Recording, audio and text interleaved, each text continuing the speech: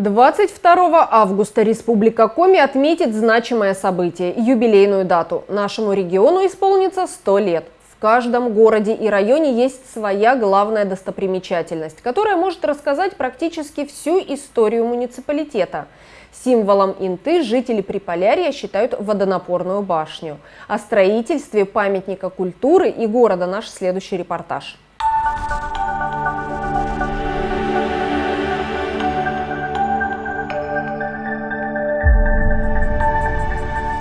Интинская водонапорная башня. Пожалуй, каждый житель нашей Северной Республики знает об историческом символе приполярного города, уникальном архитектурном, не имеющем аналогов объекте, который с 50-х годов снабжал первые интинские дома артезианской водой. Сейчас здесь находится музей истории политических репрессий. Открылся он для посетителей 4 октября 2014 года, в день 60-летия города.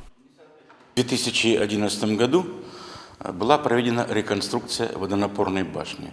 Этой реконструкции не было со дня строительства самой башни в 1953-1954 году. Приехали специалисты из Сыктывкара и провели реконструкцию звезды на водонапорной башне. Была покрашена шпиль, убраны железобетонные пирамидки, которые наверху на металлополые конструкции, и кирпичная кладка, которая находилась в верхней части, была заменена. Лестничная клетка была выполнена по новой. Отделочные работы на первом уровне были проведены. А в 2013 году был заключен договор с башкирской фирмой ТИТ о том, чтобы на первом и на втором уровне сделать музей истории политических репрессий. Экспозиция первого яруса музея рассказывает об истории зарождения и строительства города Инта и его символа водонапорной башни, о судьбах политзаключенных, архитекторов, проектировщиков, строителей. Башню строили тысячи заключенных Минлага в 1953-1954 году. Почему именно в башне и основан музей истории политических репрессий? Мы рассказываем и предыдущие политические репрессии, которые были до Великой Отечественной войны, после Великой Отечественной войны, и создание первого в Советском Союзе особорежимного лагеря для заключенных 58 статьей с 1948 года. А лагерь назывался на базе Интлага минеральный лагерь. Минерал, уголь, минерал. Поэтому кодовое название было минеральный лагерь. Вся территория Советского Союза была унизана этими лагерями, которые строили железные дороги, шоссейные дороги, добывали полезные ископаемые, строили города. И здания, я имею в виду поселки, города на всей территории Советского Союза. Промышленное освоение интинского угольного месторождения началось с 40-х годов. Тогда здесь проживало совсем немного вольнонаемных, чуть более 1000 людей. Порядка 85% всего населения Инты на то время составляли заключенные. В экспозиции представлены подлинные предметы быта и личные вещи заключенных, записки потомкам, капсулы времени, оставленные в разные годы в фундаментах интинских объектов.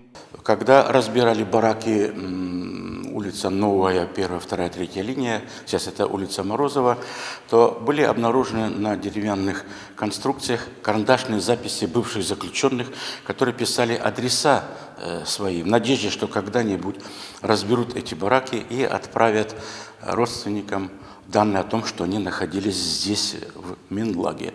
Дело в том, что заключенные с 1948 года, политические заключенные по 58 статье, они имели 10, 15, 20, 25 лет пребывания. Они не знали, когда закончится у них срок. Здесь же располагается комплекс, в котором представлены образцы печатных изданий с изображением башни как общепризнанного символа города, а также макет этого инженерного сооружения. Вверху, на шаре, в верхней части шпиля была заложена капсула, в которой Артур Густав Томелиус написал послание потомкам. Это были чертежи водонапорной башни, фотографии старой части города Инты и строительства самой башни, послание, в котором было написано, кто строил водонапорную башню, кто руководил строительством. Были записки заключенных, которые были заложены в разных капсулах, в разных бутылочках. Кстати, когда была реконструкция кабинета директора шахты «Западная», бывшая 11-12, то под подоконником нашли бутылочку, в которой были записки и русских, и украинцев, и поляков, которые принимали участие как раз в строительстве административного корпуса. Главная идея, созданной в башне музейной экспозиции, показать, как спаянные воедино ГУЛАГом судьбы политзаключенных создали историю города. Дополняют экспозицию фотографии улиц и отдельных зданий Инты периода 40-х-60-х годов и фотопортреты политических лидеров страны и руководителей Инты периода политических репрессий. Главная особенность музея состоит в том, что с помощью информационных терминалов и медиасредств посетители могут получить интересующие их сведения о любом из находящихся здесь экспонатов. Здесь на первом уровне водонапорной башни под оконными проемами можно видеть лозунги гулаговского периода. Я всегда рассказываю посетителям, как бывший турист, в 25 километрах от Кажем-Рудника есть хребет Абиис. Там был штрафной лагерь заключенных, которые из кварцита песчаника делали блоки для облицовки нижней части быков моста через Кажем. И как-то мы проходили туристами через эти места и обнаружили выцвевший лозунг, в котором было написано, сейчас помню, «Каждый отлынивающий от работы льет воду на мельницу врага». И вот приблизительно такие лозунги, которые призывали заключенных ударным трудом выполнять свою работу. Это вот как раз вокруг башни. Ну и символика Советского Союза, это герб Советского Союза, серп-молот.